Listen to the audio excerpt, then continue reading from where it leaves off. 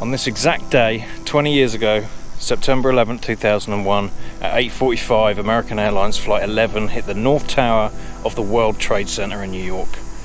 Boeing 767 was loaded with 20,000 gallons of jet fuel and 92 passengers. At first, everybody thought it was a freak accident, and the world stopped in shock how something like this could even happen. 15 minutes later, Flight 175, another Boeing 767 with 56 passengers, hits the South Tower of the World Trade Center. At that exact moment, we realised that was no accident and that was a terrorist attack, but we had no idea how much this would change the world. Like most people, I remember exactly where I was at that exact moment. I was an IT cabling engineer in my early 20s, maybe late teens. We'd finished a job early, another buddy of mine, and instead of going back to the office, we decided to go home and drink beer. So that's what we did. We went back, we just grabbed a beer, and my brother texted me, said turn on the news. And at that moment, the second plane hit the second building. I, on the other hand, was just walking in from school. And I remember my sister and my mother were sat there watching the TV, and my mum was in tears. And I was like, what kind of movie are you watching? As I saw the second plane hit the second building. 30 minutes later, Flight 77 crashes into the Pentagon, killing 59 people on the flight and 125 on the ground. 30 minutes after that, Flight 93 crashed into Shanksville, Pennsylvania, after the passengers stormed the cockpit and tried to take over and re-hijack it. Its intended target was actually for the US Capitol building.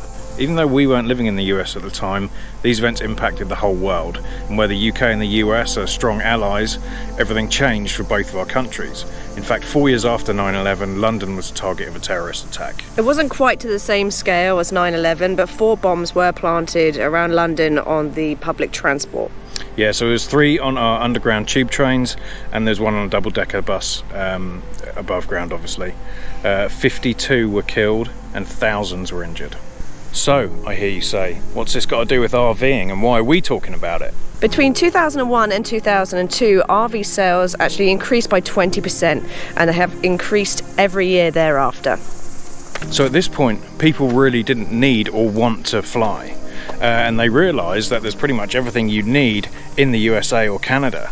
So people stopped flying, and many of them went ahead and bought RVs to do more local travel. So now let's fast forward to today, where there are more RVers now than ever. So just look at how advanced RVs are now. All the investment made by those new RVers in the early 2000s have allowed businesses involved in the RV industry to invest more into their models. Like tech and engineering has gone crazy, which has accelerated some of the cool features that we have today. Not only that, but since 2001, the age range of RVers has massively changed. It was typically like the wealthy and over 60s that would RV, but now we see all kinds of age groups, financial statuses and family makeups.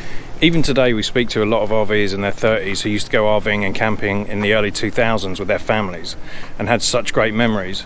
They're either reliving those memories or giving their kids the same amazing experiences today. In our experience, we have found a huge percentage of RVers are active or ex-military, many of whom we now proudly call our friends. In 2002, the US military grew by 50,000 people.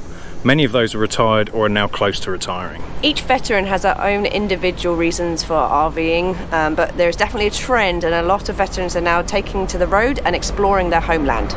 For some, they just want to enjoy and appreciate everything they spent their lives fighting. For some, where they spent so much of their life moving around, suddenly being static leads them to be stuck in a rut and cause depression. RVing has been proven to improve the mental health of those with PTSD and depression. We have also met full-time active duty who move around every few months. Doing this in an RV is a great way to move around between consignments. You're basically taking your house with you rather than having to move house every few months. So, did 9/11 impact RVing? It sure did, and I think we explained that it did in a pretty major way. Alright, well, thank you for watching. Thank you to active military and veterans for your service.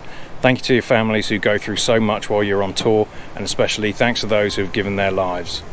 On the 20th anniversary of 9/11, we'd like to give extra special thanks to the first responders, emergency services, and all the civilians that stepped up during the 9/11 and the 7/7 attacks.